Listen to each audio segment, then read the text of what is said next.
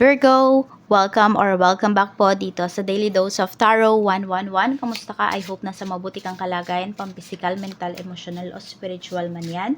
Ang video po natin na ito ay para lamang sa mga may malawak na kaisipan, kaya po kung hindi kayo makaresonate, try nyo pong tignan yung inyong other sign, sun, moon, rising, and Venus sign. Wag lang po kayo mag-focus sa sun sign po ninyo. At kung bago lamang po kayo dito sa aking channel, please subscribe and hit the bell button para lagi po kayong updated every time na meron akong uploads. At kung interested naman po kayo sa ating services, sa ating mga readings, ganyan, at sa ating products, TR's bracelet, and ng ating EEA, magmensahe lamang po kayo. Nandyan po sa description box ang link ng ating Facebook page, Tarot Intentions by Aliana Reyes. Pwede nyo rin naman pong i-type directly sa Facebook. At kung hindi po kayo mag-i-skip ng ads, maraming salamat po sa inyong suporta. More blessings to come. At mag-iwan na rin po kayo ng bakas dyan sa ating comment section para naman kapag nag-live tayo at nakita ko yung pangalan mo, di ba mapaprioritize kita. Pero abangan nyo lang kung kailan tayo magla-live. Nag-iipon pa ako ng energy. So, theme ng week na ito para sa iyo, we have act. Ayan. So, pwedeng may mga tao sa paligid mo, Virgo, na mga umaarte. May mga tao rin naman dito na sobrang masisipag. Ayan po. Parang, it's either ikaw tong masipag or may mga tao kang makikita na masipag na may inspire ka. Tignan natin. Ano pa yung mensahe para sa'yo? We have here, okay. Tingnan natin, okay. Meron kayong mga, may mga problems kayo sa love life ninyo na maaayos ngayong week na ito. May mga pag-uusapan po kayo rito. Pero tignan ninyo ha, kung sincere ba yung the other party o yung person ninyo doon sa pag-uusapan po ninyo. Makikita nyo naman yan sa kanilang mga mata. Mata po ang tignan ninyo, no? Oo. Tignan natin. Ano pa yung mensahe for you? So, meron kasi dito, pwedeng sorry lang ng sorry sa'yo. Diba? Parang every time na may ginagawa siyang masama, ginagawa siyang mali towards sa relasyon ninyo, isang sorry lang, pinapatawad mo na. Diba? Akala mo kasi totoo siya sa sinasabi niya, yun pala hindi. So, tignan mo yung kanyang sincerity. We have jackpot. Sabi dito, winning money, got rich, inheritance, unexpected money. So, ayan po. Tumataya ba kayo sa kung ano man tinatayaan ninyo? Napakalaki po, Virgo, ng chance na kayo po ay manalo.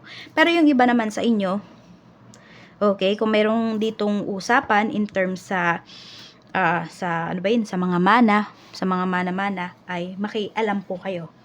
Huwag niyong baliwalain. Kasi pag binaliwala ninyo, maaring wala na po kayong makuha rito kasi maunahan na kayo ng iba. So, ipaglaban niyo po kasi may karapatan naman kayo at meron po kayong mana rito. Check natin, malakas na energy. Na positive energy this week. Malakas na positive energy for Virgo. We have 6 of Pentacles. Ayan po, ang ganda talaga ng pera ninyo rito. May marireceive po kayong pera. May mapag-uusapan dito. Okay? About pera. And there's an energy of give and take.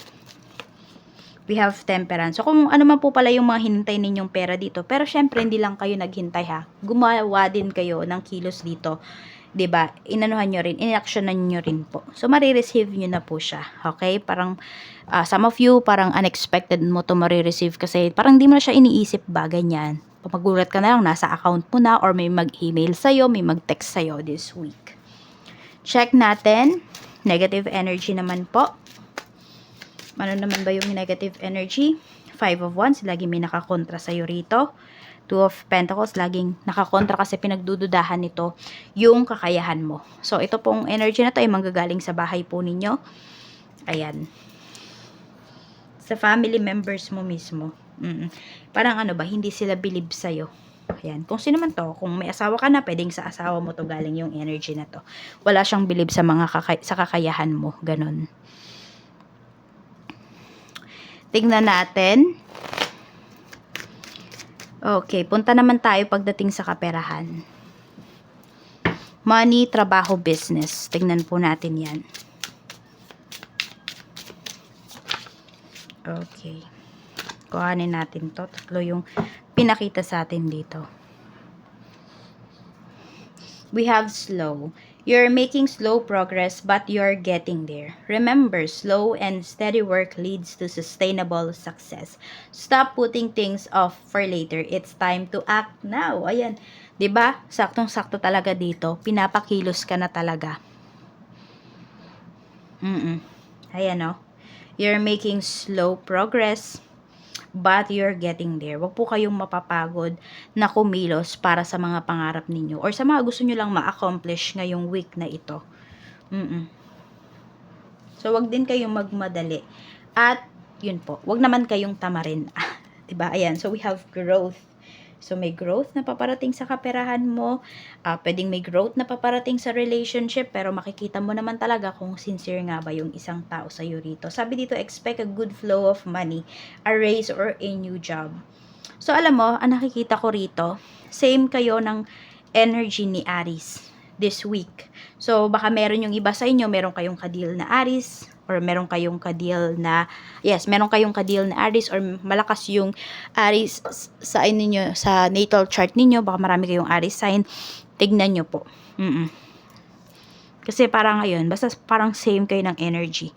We have partnership. You're creating a strong and successful partnership. Consider finding a partner who can fill in the experience you're lacking. So, yun.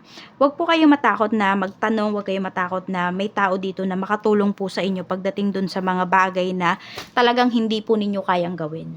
So, huwag kayong matakot matuto. Diba? Huwag kayong matakot na may magturo po sa inyo rito.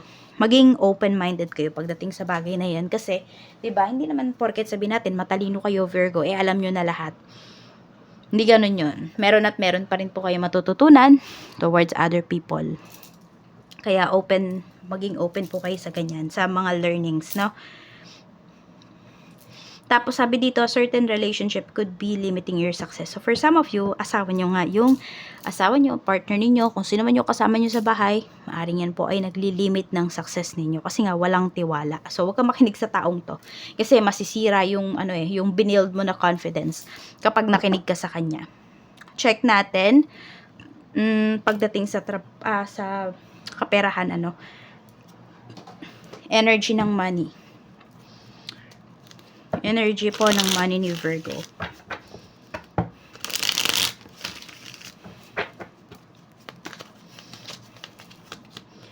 Wow, napakaganda talaga ng energy mo. Same kayo ng energy ni Aries. Panoorin mo yung ni Aries na yung video niya for this week. Maganda yung pera mo dito, oh. May pamana talaga na pinapakita. Kaya sabi ko sa inyo, wag niyong babaliwalain po ito, Kung meron mang inheritance, may pamana dito na mapag-uusapan. Tignan natin pagdating naman po sa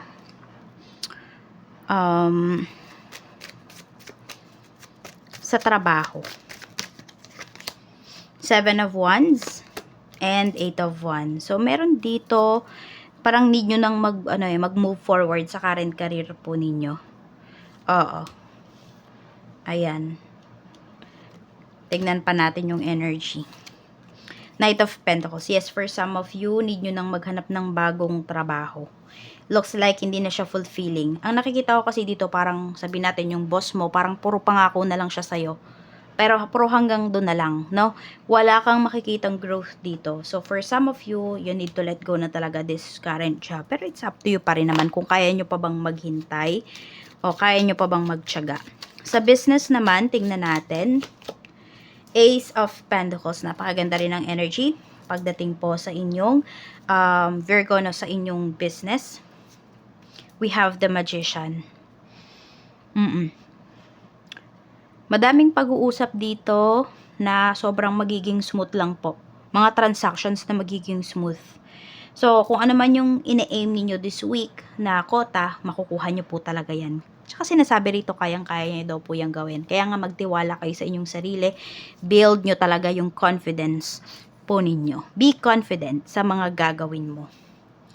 Check natin mga blessings na paparating.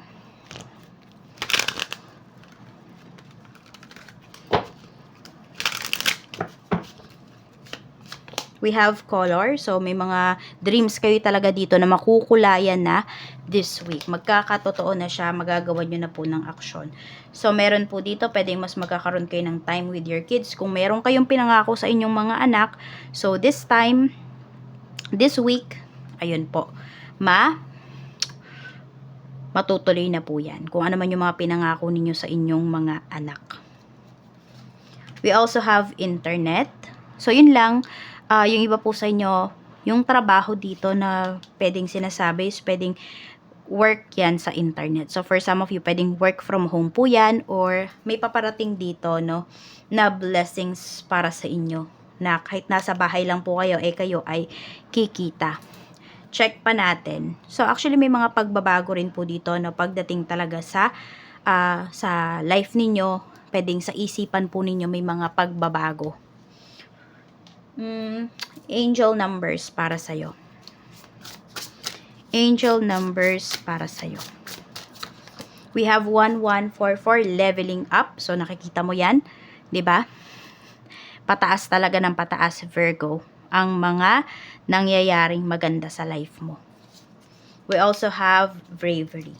So, yun nga. Kailangan mo lang maging matapang dito na gumawa ng aksyon para dun sa mga pangarap mo, para sa mga gusto mo ma-accomplish ngayong week na ito. We have awareness, 1321. Yan po. So, be aware dun sa mga tao na nag-i-stay sa life mo kasi may nakukuha lang ba sila? Oo, may mga tao na sinisira yung kaisipan mo, yung confidence mo. Alam mo yun, ina-underestimate ka na ko. Either, kung hindi mo man sila maalis sa life mo, maging aware ka na lang kung ano yung protection na gagawin mo. 'Di ba? Para hindi ka maapektuhan dun sa mga sinasabi ng mga taong yun sa'yo at mag-bounce back lang yun sa'yo. Okay, so meron tayong protection dyan, ang ating Cures bracelet at ang ating EEA. Kaya kung interested kayo, ay magmensahe na lamang po kayo. So, ayan lang. Maraming salamat. Mag-iingat po kayo and more blessings to come.